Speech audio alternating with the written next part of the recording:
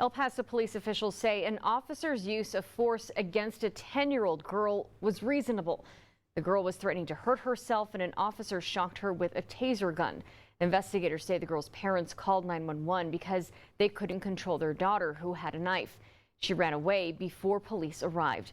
Police say when an officer found her, she was holding a handsaw and pointed it at the officer as she approached him and yelled at him to shoot her. That's when the officer used the taser. Police say this happened around 9:30 Sunday night near Dyer, where several pedestrians have been hit and killed by vehicles when it's dark. Police say in a statement, quote, "Given the age of the child, of course we expect the use of force to be questioned, but the outcome of the situation was an immediate successful resolution. Had the officer not taken the immediate measures to bring that situation under control, and she had inflicted injury to herself with the use of the handsaw or running into traffic on Dyer, then the scrutiny would be on why the officer didn't take the action to stop her." Extra depth and perspective now on kids and mental health. And joining us now is Isidro Torres, the executive director at NAMI El Paso. Isidro, thanks so much for coming in to talk about a very important topic. I think the story that we were just talking about has such a shock factor to it, to so many, especially when you think of the age and the youth. When you're talking to parents specifically, let's start with the parental side of this. Parents of younger kids, what are the warning signs they need to look out for, and how should they handle scenarios in which they feel maybe something is off with their child?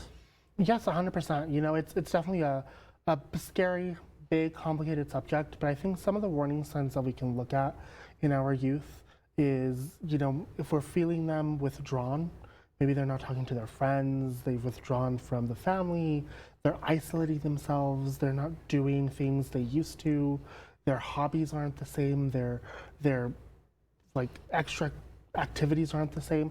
Those can be signs of, you know, maybe you just want to start having that conversation of, how are you doing? How are you feeling? Is there anything I can support you on? And those are good signs to look for to start those conversations. And it can be hard to get children to respond to that. So if maybe a parent starts that conversation, but there's an immediate resistance from the child and they don't want to open up about that, or they're dismissive about nothing's wrong, I'm fine, what do you do from there? Yeah, I think at that point you start looking at what are the resources we have, what are some of the next steps we can do. You know, maybe talking to the primary doctor, looking for a mental health professional.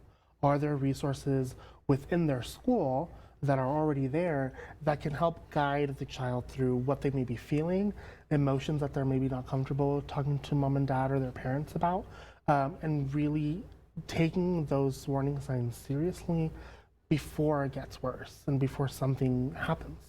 What about from the child's perspective? I mean, this is something that can be, obviously it's so different across the board. It's a case-by-case situation with children and what they're going through, and that's at a time in their lives when so many things can be changing for them.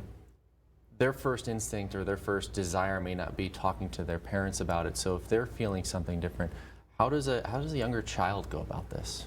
One of the main things we tell our youth when we present to them is reach out to more than one adult if necessary. Someone that you trust and someone that can help you get those resources, get that help as soon as possible. So whether it's a teacher that you trust, talking to them and telling them, hey, I don't know what's going on, but I know this isn't right. Reaching out to your counselor, reaching out to your friends or other adults that you trust and letting them know. And sometimes, again, it takes more than one adult, and that's okay. The message is don't stop trying, because there is hope and there's help out there. How soon should parents be looking out for these types of behavioral changes? Because I think a lot of people tend to think it might not be until the teen years, but obviously this story puts into perspective that this can happen at a very young age. 100%. So we know statistically that lifetime mental health cases, 50% begin by the age of 14, 75% by the age of 24. And there's no doubt that the pandemic has had a huge impact on our collective mental health.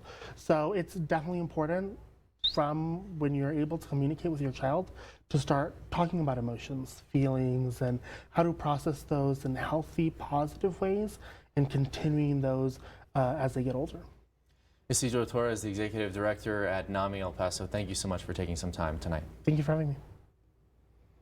And like Isidro says, it is a scary and concerning situation. If you or someone you know might be at risk of suicide, remember, there are resources available.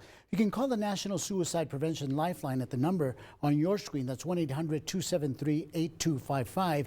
You can also visit NAMI El Paso's website, where you'll find information about mental health and other resources. The website is namiep.org. If the situation is life-threatening, call 911 and ask for someone with mental health experience to respond, like El Paso Police Crisis Intervention Team.